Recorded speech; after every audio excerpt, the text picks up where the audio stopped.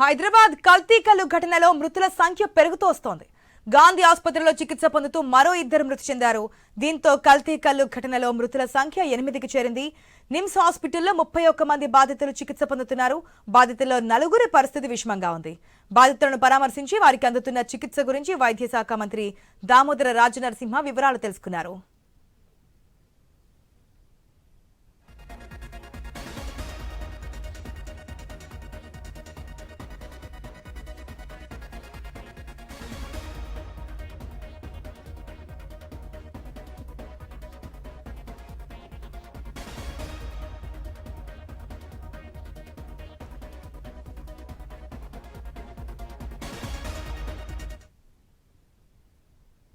ఇక కల్తీ కల్లు ఘటనలో దర్యాప్తు ముమ్మరం చేశారు అధికారులు.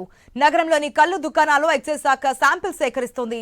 7 కల్లు కాంపౌండ్ల లైసెన్సులు రద్దు చేసింది. మోతాదుకు మించి ఆల్ఫోజోలం కలపడంతోనే ఘటన జరిగినట్లుగా ఎక్సైజ్ శాఖ తెలిపింది. ఇప్పటికి ఇంకా మృతుల సంఖ్య పెరుగుతూనే ఉంది. మొత్తం 8 మంది చనిపోయినట్టుగా తెలుస్తోంది. పూర్తి అప్డేట్స్ మా ప్రతినిధి ప్రవీణ్ న్యూస్ రూమ్ నుంచి లైవ్ ద్వారా అందిస్తారు. Right, good morning Praveen. ఈ కళ్ళు దుకాణాలు ఏదైతే చోటు చేసుకుందో ప్రమాదం, దీనికి సంబంధించి అధికారులు అయితే దర్యాప్తు ముమ్మరం చేశారు.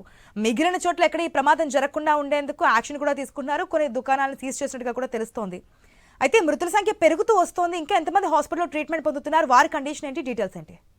Yes, thank you Asha, very good morning. అయితే ఈ యొక్క కూకట్పల్లి హైదరాబాద్ నగరంలో ఏదైతే కల్తీ కల్లు దందా వెలుగులోకి వచ్చినప్పటి నుండి అయితే ఆ కల్తీ కల్లు సేవించిన వారు ఇప్పటికే 31 మంది హాస్పిటల్లో చికిత్స పొందుతున్నారు. మొదటిగా ప్రాథమికంగా ఏదైతే రామ్దేవ్ హాస్పిటల్ ఉందో రామ్దేవ్ హాస్పిటల్లో చికిత్స అందించిన పిమ్మట మెరుగైన వైద్యం కోసం వారిని ఉస్మానియా ఆసుపత్రికి తరలించారు. ఉస్మానియా ఆసుపత్రికి తరలించిన పిమ్మట మంగళవారం సాయంత్రం వరకు అయితే 11 మందే ఉన్నటువంటిది.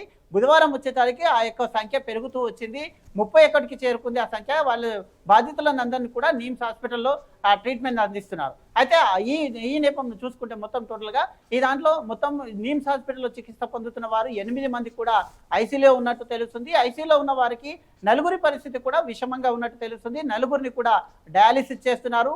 అయితే ఈ సంఘటనకు సంబంధించి ఇప్పుడు చికిత్స పొందుతూ నిన్నటి వరకు ఏదైతే ఉస్మానియా ఆసుపత్రిలో చికిత్స పొందుతూ మరో 2 చనిపోవడం జరిగింది. మొత్తం టోటల్గా చూసుకుంటే ఈ సంఖ్య కల్తీ కల్లు సేవించి మరణించిన వాళ్ళ సంఖ్య ఇప్పటికే 8కి చేరిందని చెప్పాలి.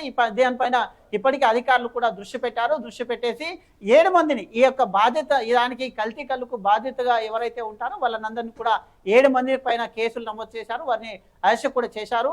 7 కల్లు కాంపౌండ్లను కూడా సీజ్ చేశారు. వాటి నమూనాలు కూడా ఏదైతే Hyder Nagar and another one ఈ యొక్క కూకట్పల్లి ఏరియాలో ఉన్నటువంటివే కాకుండా మిగతా చోట్ల ఉన్నటువంటి 7 కల్లు కాంపౌండ్లను కూడా అధికారులు సీజ్ చేశారు. వాటి నుండి శాంపుల్స్ కూడా పంపించారు.